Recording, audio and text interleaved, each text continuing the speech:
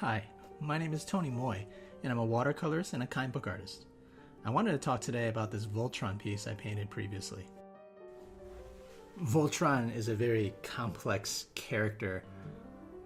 He has lots of planes, lots of angles. All these things are going to play around with lights and shadows, and so I took it a little bit easy on myself and chose a relatively straightforward pose and would move forward from there. We'll leave the more complex angles and things like that for a future attempt of robots or mechas or maybe even Voltron again. We'll see. One of the first decisions in this piece was to identify the direction and color of my light source. In this case, it was a warm, soft yellow light slightly behind Voltron's right arm, the red line. This would impact quite a few of the early decisions as we progress through this painting. For now, an example is I chose to use warmer hues of all the various colors of the lines, so that as we add the darker values later and shadows, these warmer colors would peek through those shadows and seem as though they were lit by a similar light source. Before I start pushing the darker values for the black line, I used a light blue underpainting of a variety of blues: cerulean, ultramarine.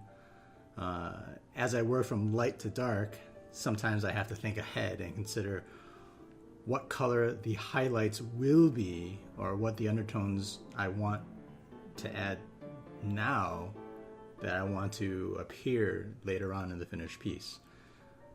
It's simpler to paint around some of these highlights with the darker values later on, such as the Payne's gray and the neutral tints, and preserve some of these light blues, than to figure out how to add them back in over the darks. That's always possible with a little bit of lifting and scrubbing techniques, but you'll never quite get as crisp a line if you can take a few moments to plan ahead. It takes a lot of time and patience and sort of forced study to be able to look farther and farther ahead, but just like with anything, over time you're able to see more than just one or two steps ahead, and your watercolor paintings just become richer and richer because of that. For most of this piece, I ended up using a Cotman small 1/8 inch flat brush. Cotman is a great introductory brand by Winsor Newton. These bristles aren't as soft and flexible as other high-end brushes, but we'll turn this into our advantage later on when we start doing some lifting techniques on this piece. The flat brush in general was integral for keeping all these straight edges and planes in the figure. Turning the brush parallel to the direction I'm painting also makes it a lot easier to achieve those straighter lines and edges than I ever possibly could with a round brush. It also speeds up the process as we create lots of rectangular shapes with this, which is very natural when it comes to using a flat brush. At this stage, we've begun adding enough layers of pigment that we can begin lifting some of these shapes back and start pushing back some of the colors. This is where that stiffness of the Cotman flat brush is extremely useful, and it's actually one of my favorite brushes for this technique. Using a bit of clean water, I'll go back in and just very, very, very gently just kind of rub back and forth with the brush and pick up some loose pigment, and then just blot it out with a clean paper towel. You'll see me do this especially in the areas of the shoulder where we get some of the mechanical elements, and also to push back some of those softer blends that have kind of gotten away from us. The metallic effects were the most difficult part of painting Voltron.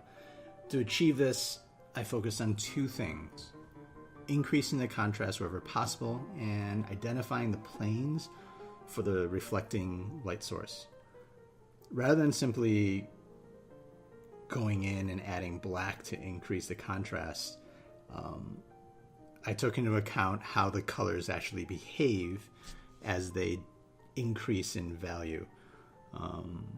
red, for instance, approaches browns and sepias as it gets darker. Greens will, as it gets darker, will actually go through blues. So for the red line, I added a lot of dark browns and umbers. For the green line, I did the similar approach and added a lot of Payne's gray and dark blues to achieve the increased contrasting effects. Similar approaches for the other lines. In identifying the planes for reflecting light sources, I took a lot of the areas that would typically be left open or white, and instead just added a very simple light wash of pale yellow. This was not a difficult process just because my light source was very consistent. It was from the top left, and a nice warm yellow fit the bill. You can see this effect really come into play as we get into like the blue line and a little bit on the edge of the green line. So this brings us to the end of our walkthrough. I painted this in real time on Twitch TV, so if you want to see more pieces like this painted in real time, please follow me on my Twitch channel at Tony_Moy. The link will be down below. In the meantime, click that subscribe button if you want to see more watercolor speed paints and walkthrough videos like this one. Thank you for watching and listening to this walkthrough. If you have any other questions, just post them in the comments below and I'll get back to you. See you next time. Bye.